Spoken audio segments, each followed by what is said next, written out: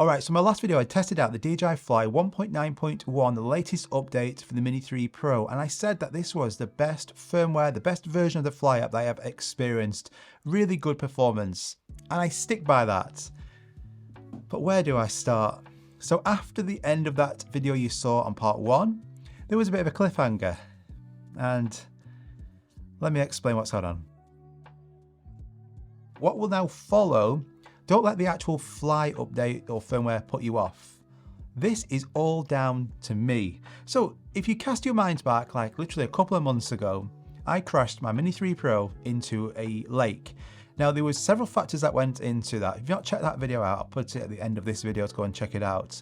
But it was the first time I've ever crashed a Mini 3 Pro, which is quite an achievement. And in about 10 years of flying, I've probably only crashed drones 5 or 6 times. I'm fairly lucky. I'm quite reckless with it, but lucky. However, this now is going to be another tally on that sheet that unfortunately I have yet again crashed my Mini 3 Pro. So I got this drone replaced by DJI because it was proven that it was a drone fault. So I got a new one. It's fantastic. Then I was testing this firmware, this Fly app out, and then I just crashed it again.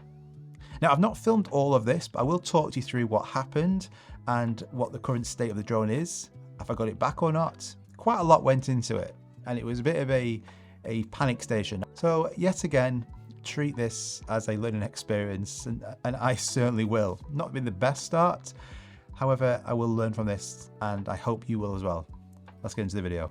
Alright, so I was testing out the latest DJI Fly update and it was going great. Nice videos, nice photos, everything was going well. I even managed on the second location to get a snowball fight in, but then soon after that, everything went wrong. So after testing sports mode, flying the drone forwards and backwards, everything was working great, and I wanted to create my favourite shot, which is the pull away shot. I love this technique. I do this all the time in so many videos and it looks great, especially on Instagram Reels.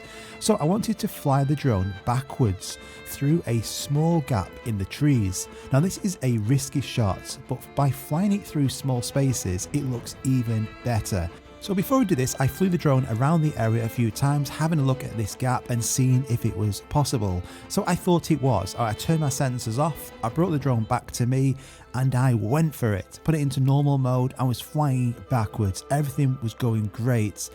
But then I just completely miscalculated that there was a small twig in that gap, and then the drone got stuck. Now you can see here the drone is still on, the propellers were still turning, so I was trying to move the drone around with the controller stick, trying to get it to just fly upwards, nudge out of these twigs, but it didn't happen. Then the gimbal got overloaded and it shut down. Disaster. So what happened next? Well, this was the quick thinking. So I ran over to look where it was, and it was right at the top of this tree. You can see it here now, stuck in some tiny little twigs. So after a lot of swearing and shakes of the head, I had to figure out a way of how to get this drone back. The propellers wouldn't spin. When I crashed it, the drone had about 24% battery. We were also losing light, and in that area there was no phone signal, so not a good combination at all. But it's in situations like this you have to think fast. So I went over to where it was located, which was conveniently at the top of a hill covered in ice. It also was protected by a river stream, so I had to run across the river and think of a way. So after shaking the tree like a madman for about 5 to 10 minutes with the looks of some passers-by thinking, what is he doing? I started throwing a combination of snowballs and rocks trying to hit this. This failed dramatically, so I thought the best option is to go and resupply. So we left the area to try and get a phone signal. I also rang up my partner and asked to come to this area with a combination of rope, a torch, a hook and wire. I did have the DJI Mavic 3 in the car, and I was going to use this to try and hook on to the Mini 3 Pro with some fishing wire. So I resupplied the bag full of some more rocks, particularly this one, ran across the stream like Moana, and then began firing these rocks into the tree, hoping it would hit the drone. My daughter thought it'd be a great idea now to use a sledge whilst I was frantically trying to get this. I had about 30 minutes of daylight left, so not much, and then this area would be pitch black, so not good at all. However, I noticed that the only way I could get this down was to hit this with some rock in a completely straight line. So after throwing some quite large rocks trying to hit one of these branches, I ended up firing one of the smaller rocks. Now, you wouldn't believe it, but was the second to last small rock I had. I ended up throwing this rock in particular, in one straight line, and luckily it hit the side of the drone and ended up flying out of the tree. My daughter, using the sledge, flew down and managed to recover the drone. Now, you can tell I was fairly happy. 1 hour later, we did it. Baseball thrower, me. Sign me up. We did it. Yes. Oh my God. What are these mini threes like? These mini threes are the curse of me. How is it? You can tell by her face, not good. The condition of this drone, it was whacked by a rock, flew out of the tree from some distance, and it was soaking, landed in the snow. Not good. But my idea was, if I can get this dried off, I can get it home, I can leave it overnight, it might be okay. I had near trench foot from running across this river a few times, but I had the drone. So worst case, I could get it sent off and repaired. But what do we do in situations like this? First thing, turn it off, take the battery out, take the SD card out, give it a good wipe down, and then if you're not near your location, I was about an hour away, wrap it in a blanket or some clothes. I went straight home. I was able to then put the memory card into my computer, and luckily all of the SD card files were saved. So that's one step done, and I can replay my errors. So what I did then was put the drone into A&E overnight. So I took the drone, I completely wiped it down, and I left it on top of a radiator, not directly, but covering on some clothes just underneath it, and then left it and hoped for the best. I didn't turn it on, and that's one thing. Do not turn it on at all. Let it completely dry out. I wasn't banking on much hope for this drone to recover. It had taken a knock from a rock, it fell from a decent distance, and then it was soaking with snow, probably one of the worst things. But the recovery process is really important, allowing it to dry out without turning it on, without having the battery in it. And then just fingers crossed. The controller was also completely flat from the Find My drone. So let's just see what happens the next day. So overnight I left it completely to dry. You can see now it's the next day. I've wiped it down again. You can see some of its scars and battle wounds here. And now let's turn this on, and this is live when I was turning it on. See what happens. So the first thing is get this battery, put it in, and then see if it lights up. Now in the past on the Mavic Mini 1, this happened and nothing lit up. I've got 4 green lights, so that's a good start. Let's turn this on now. You can see it's booting,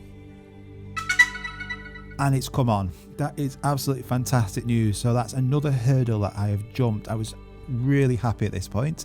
Another thing is to look on the controller and see for any error messages. So I've seen on here that the obstacle avoidance is disabled. Now this could be because it's not took off. It could also be because it's knackered.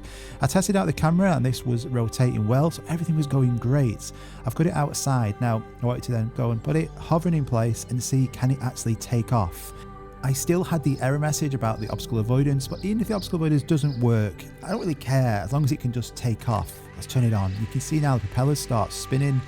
Really great at this point. I was like, what? Anyway, so let's now see what happens. So it's spinning. Let's take this off and see if it can hover in place. And look at it. It's hovering in place. It is working fine. It's up in the air. I even take it for a quick spin and it is working brilliant. It's just absolutely remarkable. You could tell I was pretty happy. So over the moon I decided to treat it and I replaced every single propeller. I noticed on some of the other propellers it also had some knocks as well, so using the included DJI screwdriver I took off all them and replaced all the propellers.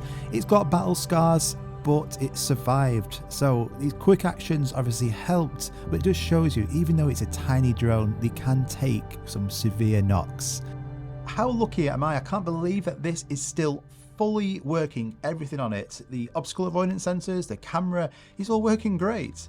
And this was whacked by a rock. It fell out of a tree from quite a high distance, fell into snow, was absolutely soaked wet, but it's dried off. It's got some war wounds, it's got some scars, some knocks, but it's working fine. You know, so although these are really small and plasticky, they do have a decent degree of build quality of them that they can withstand this.